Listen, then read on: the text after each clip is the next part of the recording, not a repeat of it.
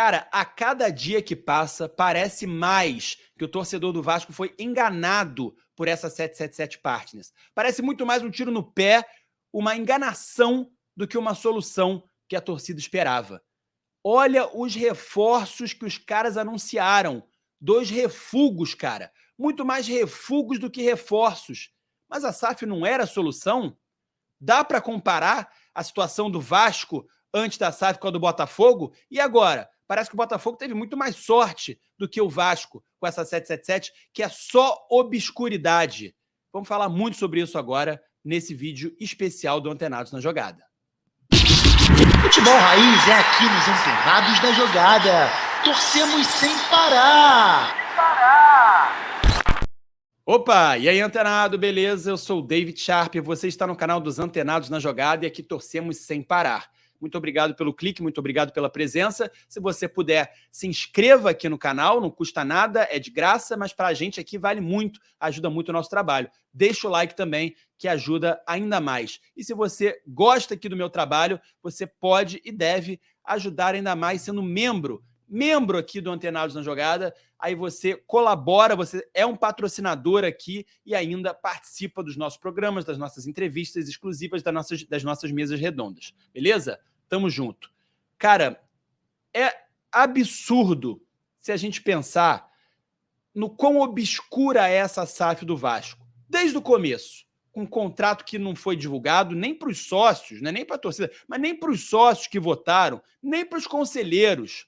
E olha só, o Josh Wonders chegou, na época que não tinha nada acordado ainda, falando que aquele clássico do Campeonato Carioca de 2022 seria o último com disparidade, né, disparidade financeira entre Vasco e Flamengo. O Vasco, na época, na Série B.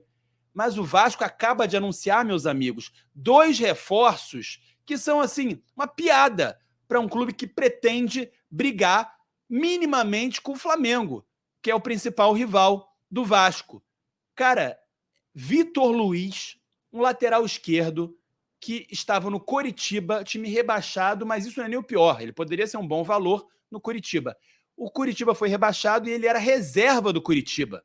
O Vitor Luiz ficou famoso, ficou conhecido, ficou mais lembrado por aquele drible que ele tomou do Berrio naquela Copa do Brasil semifinal em 2017, quando ele estava no Botafogo. Cara, e olha o outro reforço que o Vasco anunciou. Pablo Galdamez, um volante do Gênova, que por acaso é um clube pertencente a 777. E olha só os clubes que pertencem, é sempre bom lembrar, os clubes que pertencem a 777.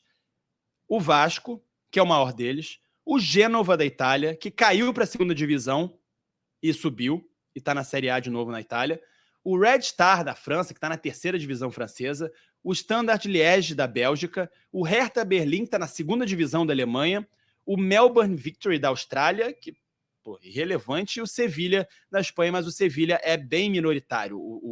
A 777 não controla 100% ou majoritariamente o Sevilha. Então, vamos voltar aqui ao reforço. Galdamez. Cara, Galdamez é o reforço que o Vasco contratou para essa temporada. O Vasco que mirou no Juan Sforza, inclusive tem a notícia de que o Galdamez não atrapalharia a vinda do Sforza, que pode vir também, mas já estava tudo acertado com o Sforza. Inclusive o técnico do News Old Boys, que é o time dele lá, falou que ele já seria vendido mesmo, que nem contava mais com ele, e acabou que ele não foi, que a negociação não foi concretizada por causa da 777. Que adianta botar um Alexandre Matos ali se a 777 trava? E vamos lembrar que venderam 2 talentos do Vasco por muita grana. Venderam o Peck por 10 milhões de dólares e venderam o Marlon Gomes por 12 milhões, mínimo, hein? 12 milhões de euros lá para o Shakhtar Donetsk. Então, cara, olha só. Aí os caras trazem, olha os reforços que o Vasco traz, cara. É impressionante.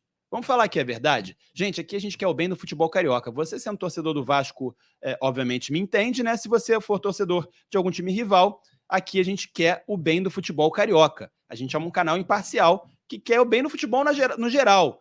Não só do futebol carioca. Quer o bem dos clubes grandes e principalmente aqui do futebol carioca. Cara, além do Galdamez e do Vitor Luiz, o Vasco contratou anteriormente João Vitor e Robert Rojas, os zagueiros, razoáveis, pelo menos. Vamos lá. Os atacantes David, meu xará, que era do São Paulo, mas é do Internacional, e Adson, que foi do Corinthians, mas, enfim, nada demais. Talvez o Peck seja melhor que o Adson. E o goleiro Kehler, para ser reserva do Léo Jardim. E agora o lateral esquerdo, Vitor Luiz, e esse volante aí, que eu vou ler para vocês, cara. Eu vou ler para vocês aqui. Foi revelado no União Espanhola do Chile e viveu bom momento no Vélez Sarsfield da Argentina, onde jogou entre 19 e 21, marcando 3 gols em 61 jogos. No fim de 21, Galdamés se transferiu para o Gênova, mas não obteve sucesso na Itália. Pela equipe da 777, ele fez 30 jogos e marcou 1 gol apenas. Ainda passou um período emprestado ao Cremonese, também da Itália. Esse é o reforço que o Vasco contrata para o seu elenco, que diz que ia disputar de igualdade de condições com o Flamengo. Porque eu não estou inventando isso, cara. Eu não estou inventando isso. Olha só o que falou aqui o Josh Wonders. Ele garantiu que o Vasco e o Flamengo, naquele domingo, né, do dia lá, 18 de março de 2022, seria o último com desvantagem no orçamento. Isso, obviamente, na época, em tratativas para comprar a SAF do Vasco, 70%. Eu não sei se você lembra disso, mas o Cruzeiro rejeitou uma proposta da 777.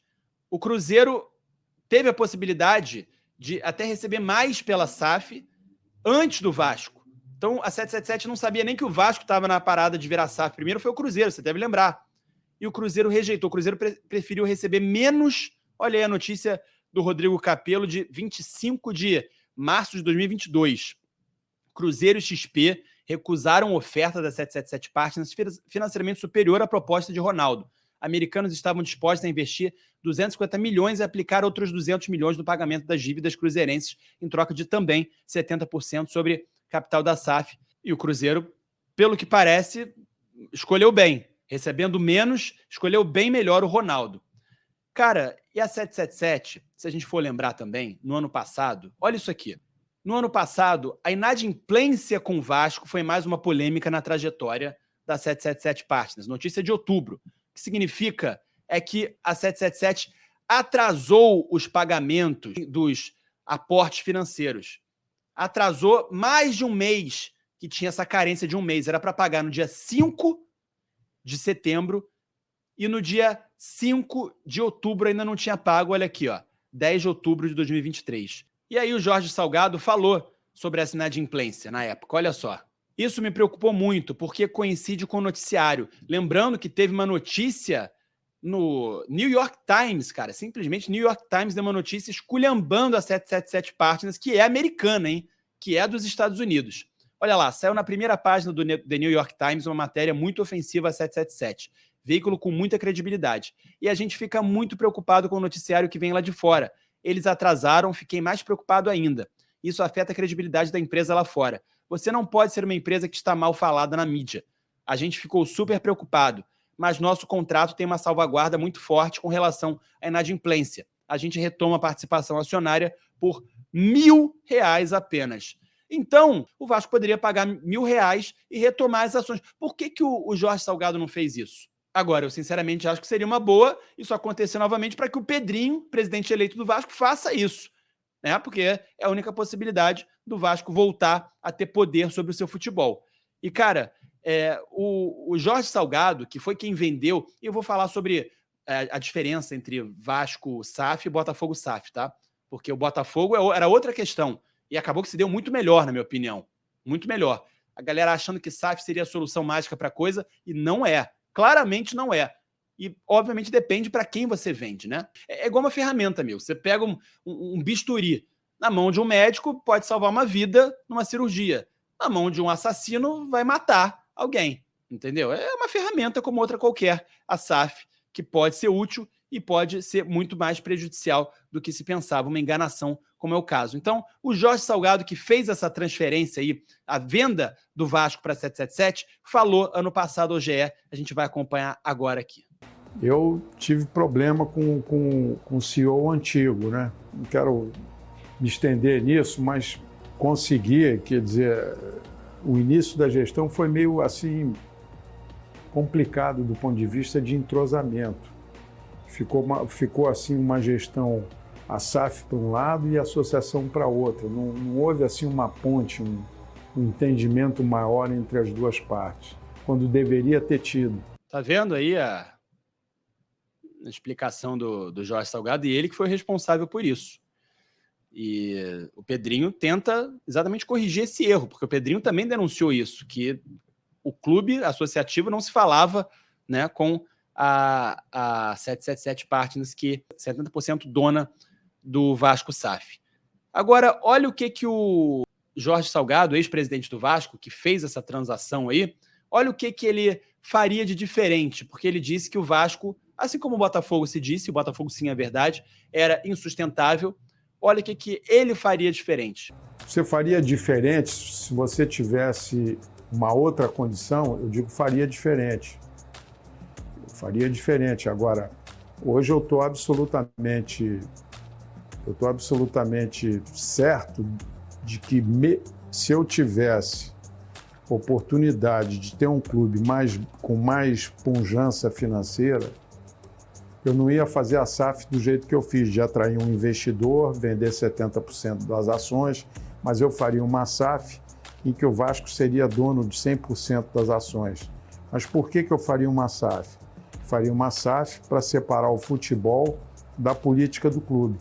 É absurdo o que aconteceu nesse caso aí, com essa venda do Vasco. Porque o processo foi muito rápido, com cláusulas... o contrato nem foi revelado, né? O contrato, confiabilidade, assim, a transparência zero. Como é que a pessoa vota num contrato que ela nem pode ter acesso? E foi o que aconteceu. E aí, meus amigos, o Josh Wonders, que vale a pena lembrar, ele foi preso, né? O Josh Wonders, ele foi preso, foi condenado, preso e depois cumpriu em liberdade. Olha só, o Josh Wonders, em 2004, foi condenado por tráfico de cocaína. E aí a 777, óbvio, vai tentar limpar a barra, porque a 777 é dele, né? Deixou para trás e progrediu. Continua sendo muito obscura essa 777. E aí a gente vai comparar com a SAF do Botafogo agora. Cara, a SAF do Botafogo, para começar, era muito mais necessária, porque o Botafogo tinha uma dívida maior e uma torcida menor, ou seja, um potencial de arrecadação menor. E a SAF do Botafogo, por acaso, o dono é o John Textor. Não vou falar que é perfeito, mas assim, pelo menos é um cara que bota a cara, que briga pelos clubes dele. Ainda tem isso. O dono, como a 777, como o John Textor, tem vários clubes. Então é difícil de focar, por exemplo, se você fosse dono do seu clube, aí você tá todo focado ali na melhora, no aprimoramento dele. Mas não, você vai colocar seu dinheiro em vários outros clubes, entendeu? Você não vai focar necessariamente, a menos que você queira. Mas não é obrigado a você focar só naquele clube, como é o caso do John Textor, que foca mais no Lyon do que no Botafogo, aparentemente. Mas vamos focar aqui nos pontos positivos. O John Textor bota a cara, ele faz acontecer. Fala até demais muitas vezes, é muito fanfarrão, mas ele é o cara, é o dono que veste a camisa literalmente do clube. O Josh Wonders não faz isso, nem o outro sócio dele lá, que eu nem sei quem é, que eu nem lembro o nome, de tão obscuro que é. Eles não fazem isso, eles nem aparecem, na verdade eles nem tomam decisão, eles só tomam decisão para prejudicar o Vasco, como é nesse caso aí do Juan Sforza. Então, eles são muito mais obscuros e atrapalham muito mais do que o John Textor, que bota a cara toda hora, né, para tentar negociar, intervir a favor, como vai fazer agora com o Mateuzinho em relação ao Flamengo, para tentar trazer o Mateuzinho para o Botafogo. A diferença é muito grande, depende de quem vai comprar, né? E no caso o Botafogo deu sorte de ter sido vendido para o John Textor. O Vasco, pelo visto, não deu sorte, mas poderia ter feito uma venda com muito mais transparência, com muito mais calma, com um processo muito mais transparência, muito melhor mesmo, com muito mais serenidade. E não fez. E agora é apostar para ver se a 777 vai atrasar mais algum aporte, inclusive esse ano de 2024, a promessa de aporte de 240 milhões de reais. Vamos ver se eles vão atrasar, para, quem sabe, o Pedrinho acionar essa cláusula de R$1.000 e retomar as ações para o Vasco Associação. É isso, Antenado. Muito obrigado se você assistiu até aqui. Valeu demais se você é inscrito, se você deixou o seu like. Se você é membro aqui do canal, melhor ainda, você mora aqui no nosso coração. Tamo junto. Apoia a mídia independente mais imparcial do Brasil, querendo sempre o bem do futebol, o bem em geral. Jornalismo é sempre oposição e oposição inteligente, furando bolhas e quebrando tabus. Tamo junto, antenados na jogada, torcemos sem parar. Valeu, fui!